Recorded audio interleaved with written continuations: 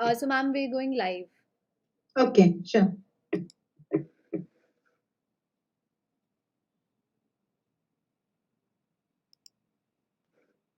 Good afternoon, everyone, and welcome to yet another episode of Entab CampusCare EdTalks. So, before I begin, let me quickly introduce Entab to you. So, we are a 20-year-old IT organization engaged in providing school ERP, CRM, and mobile apps to the top schools of India and help them transform into big school from good schools to the best schools. So now you must be wondering like why an IT company is holding such events. We understand that there is a need for a common platform wherein educators shall express their viewpoints. So thus we hold and campus care ed talks. So before we begin, the topic for today is questioning techniques. As we all know that questioning techniques are an important part of classroom instruction, and a proper questioning can be used to develop critical thinking skills in students as well as assess whether your student understand that what you're teaching or not. So properly made questions can cause students to reflect on their responses. So to talk about avenues and explore ideas about the same, we have with us Miss Anita Brooks, ma'am. She's the principal of Delhi Public International School, Kolkata, who has more than 18 years of experience in teaching. She is a speaker at workshops and seminars and is an excellent speaker and a green campus enthusiast.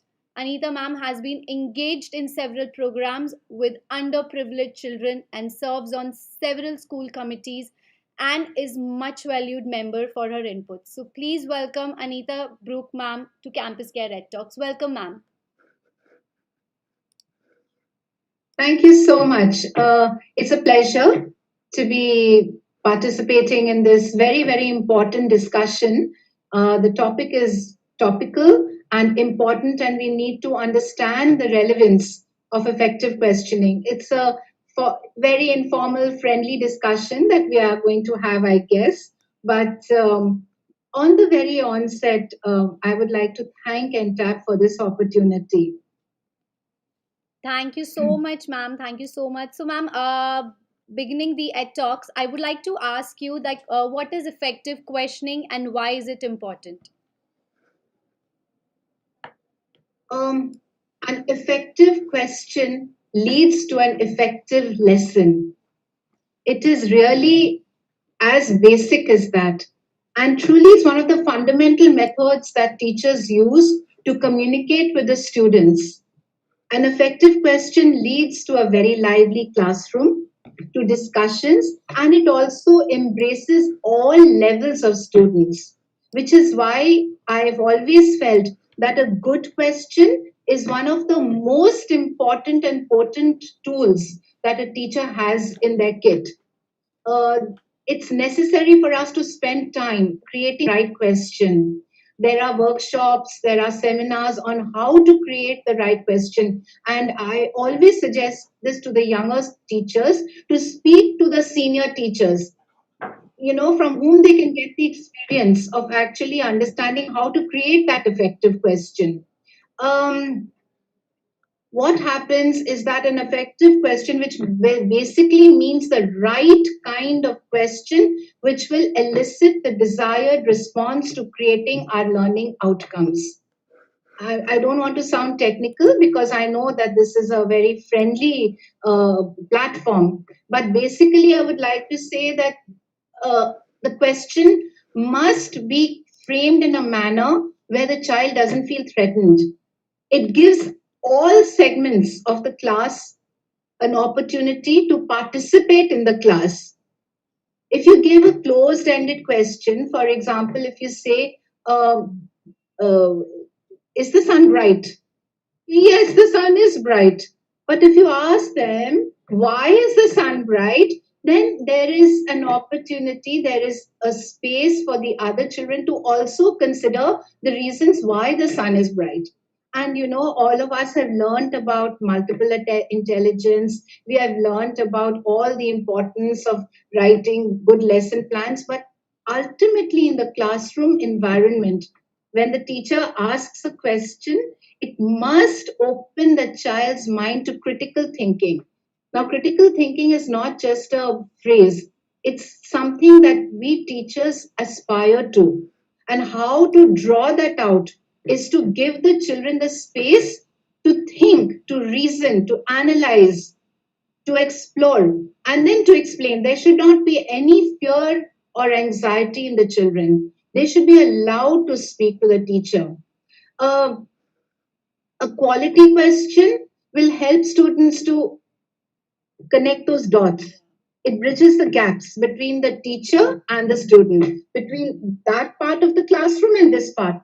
Before I go any further, I must mention that online classes can be a little bit different and challenging, not little bit, very much different to a typical classroom scenario. But the psychology, the philosophy, and the ethos behind effective questioning remains the same. Uh, so, ma'am, some students are they really are scared to ask question to the teachers. So, as a principal, can you give any suggestions to teachers as why it is necessary to promote effective questioning in the classroom? I think that's a brilliant question, and one that all of us as educators have been struggling with to, not for our only for ourselves but also for our team, to understand the importance of relaxing the children. They must feel welcome. They must feel welcome. I'm going to talk about the online classes right now. We all know the struggles that not only teachers are facing, but which the students and the parents are facing. All stakeholders are facing those issues. There are technical problems, there are practical problems, but I'm talking from the academic side of the entire issue. Think about it in this way. Uh, Children on the most preferred platforms right now, the virtual digital platforms, have been put on mute. Think about it. And I think that one word, mute, symbolizes and reflects what the global pandemic has done to education. Syllabi have been tweaked, curriculums have been tweaked, okay. But at the same time, the child has been put on mute. Look at the meaning of the word mute. Look it up. It means faded, voice removed, sound removed. It is depressing. So children have been muted. No matter how hard we try to make our online classes exciting and attractive to our children, they have been muted. They have been put on mute, literally on mute. So their voice has been clipped. So where is the potential to make the class attractive? It lies with the teacher, and for the teacher to draw out the best from the child. This can happen only by effective questioning. You see, what happens is that, as teachers, we feel that it is very important for us to keep on and on and on talking. 30 minutes class, we should be speaking for 29.5 minutes of it. No, not at all. The children have to be made part of the class. You speak 10 minutes less, and cling on to that wonderful thing called recapitulation, discussion, and participation and involvement. Get the children to also present their point of view. Get the questions right. Questions can be pre-planned, or they can emerge from the lesson. But the effective questioning is what really leads to understanding. And like your question asked, your question was, how do we make the children more, involved in the classroom? Yes, ma'am. It's important for us to understand that we cannot divide the children into good child and bad child. Yeah. In our minds, we know we have already segmented the classroom into, oh, this child is good and this child is not good. No, every child has the hidden potential. Every child has that spark inside him, inside her, that needs to be drawn by whom? By the teacher. And how does the teacher do it? Not just by reading out the lesson, but by effectively drawing out what the child has learned during the lesson by clever questioning, by very clever questioning. So in this virtual world, I feel very bad that, the children have been silenced. Give them the opportunity. Give them 10 minutes less of lesson, but give them 10 minutes more of asking and participating in the discussions with the teacher. This is what I feel.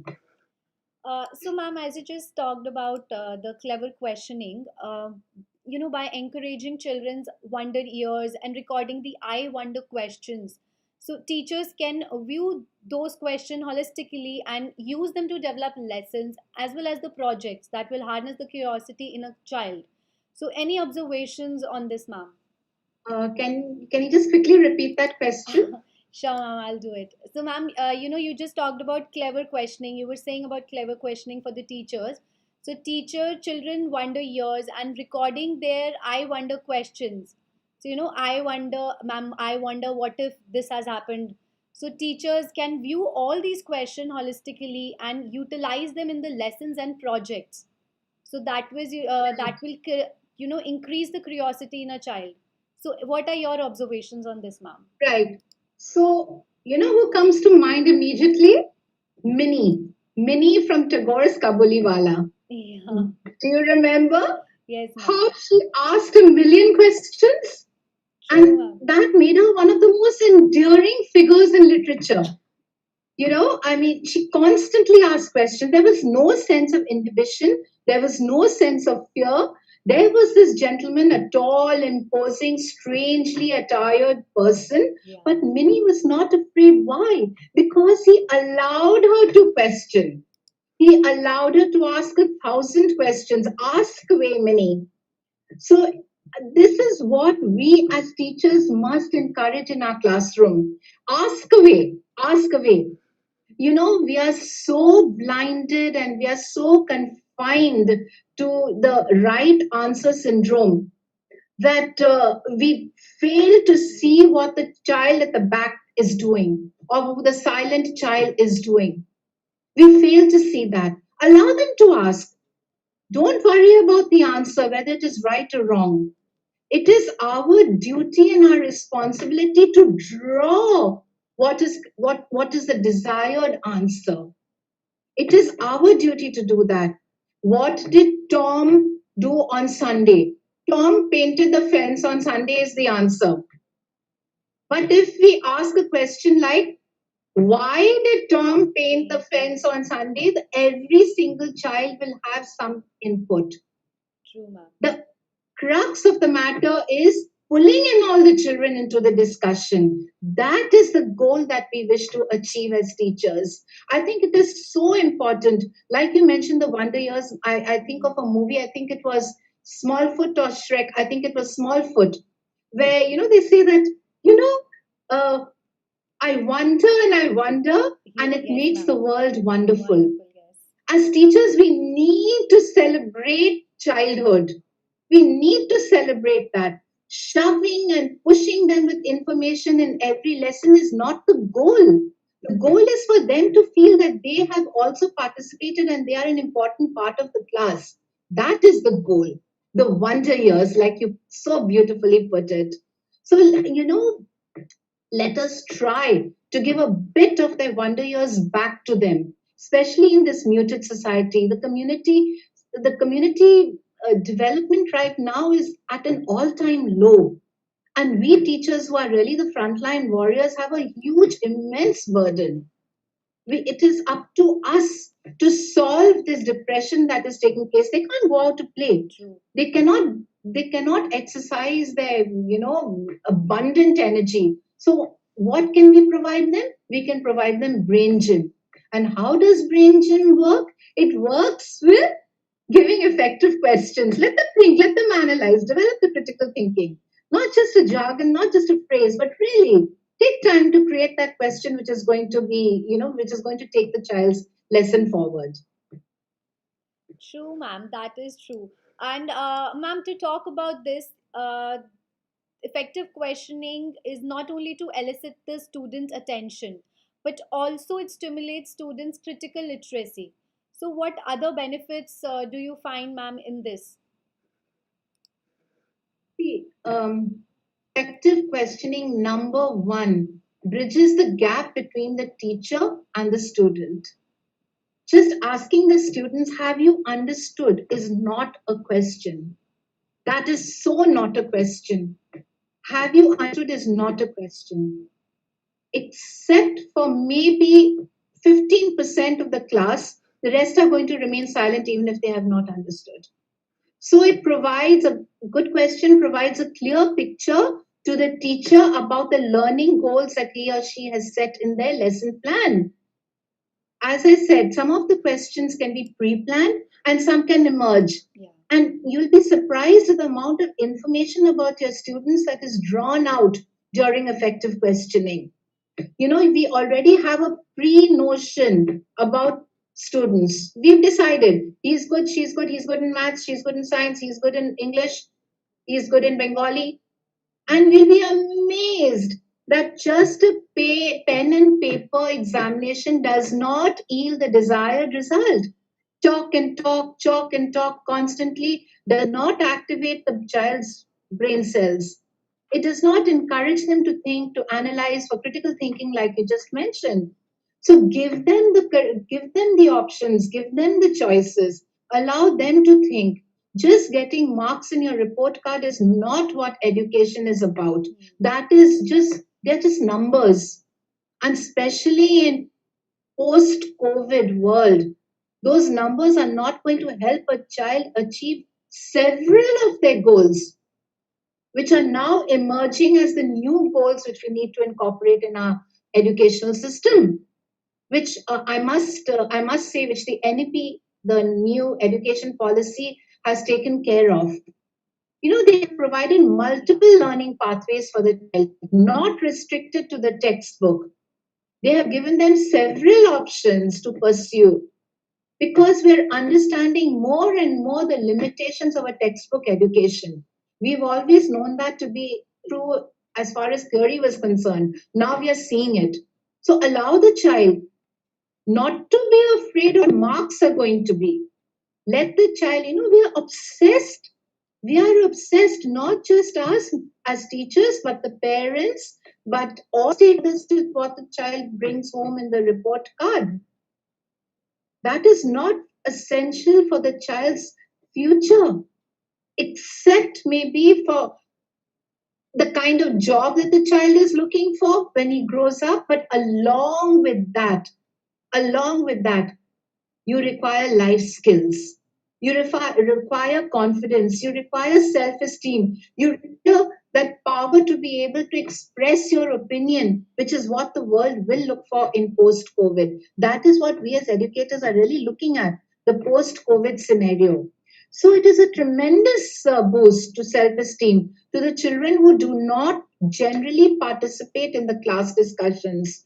And definitely, it also builds up critical thinking skills and analytical skills, which the teacher must record, you know, in his own portfolio.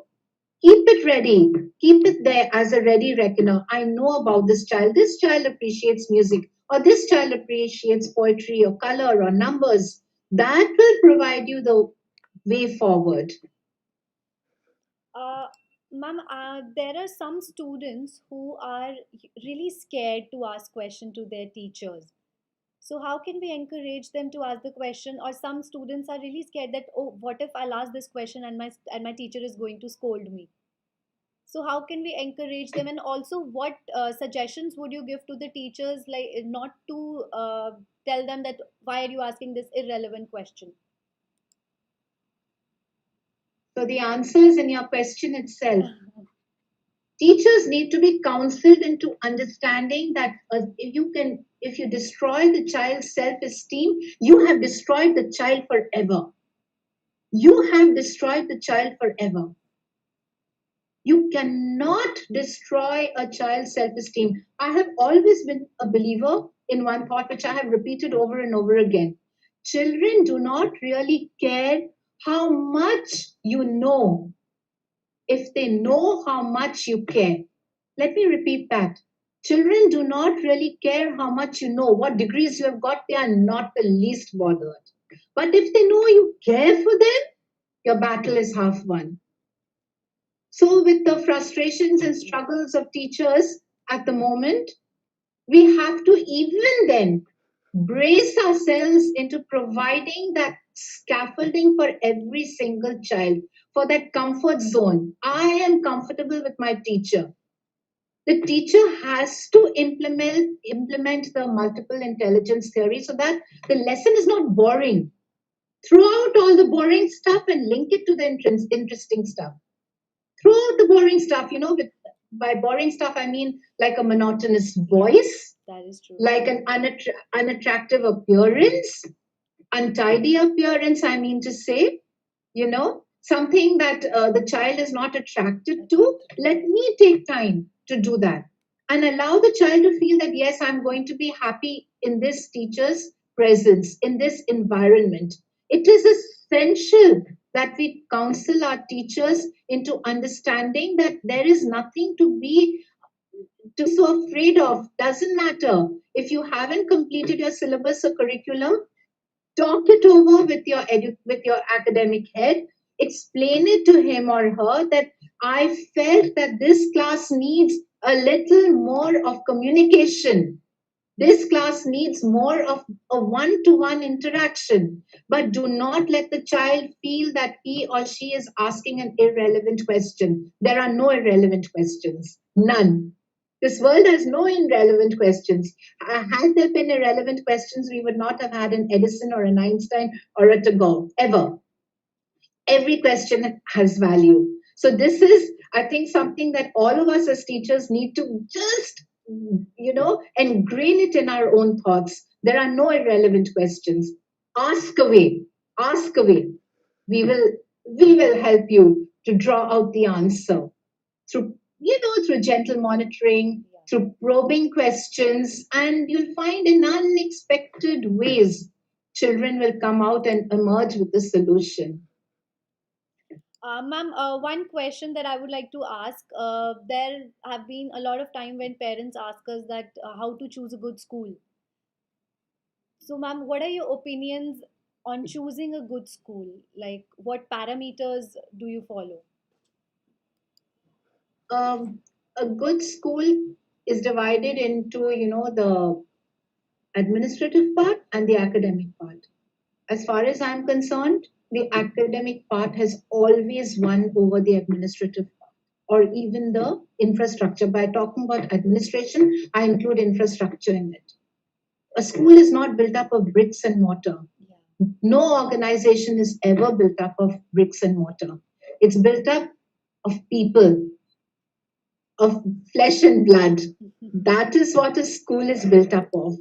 Ma'am, that is one thing that you all said. your IT companies, the big ones, so many of them, they originated in a garage. They didn't have that spectacular infrastructure. So a school, I'm not saying that infrastructure is not necessary or essential or important. It is. You need to incorporate so many aspects of infrastructure. That is essential. But far more essential is having a caring teacher. Far more essential is knowing that that you have built up a repository of teachers where the parent can feel that, yes, my child is going to be safe in his or her care. My child is going to develop the hidden potential, by the track record that he or she needs to find out about those particular teachers. And that is how a school's reputation is built up. It's not, seriously, the building comes next.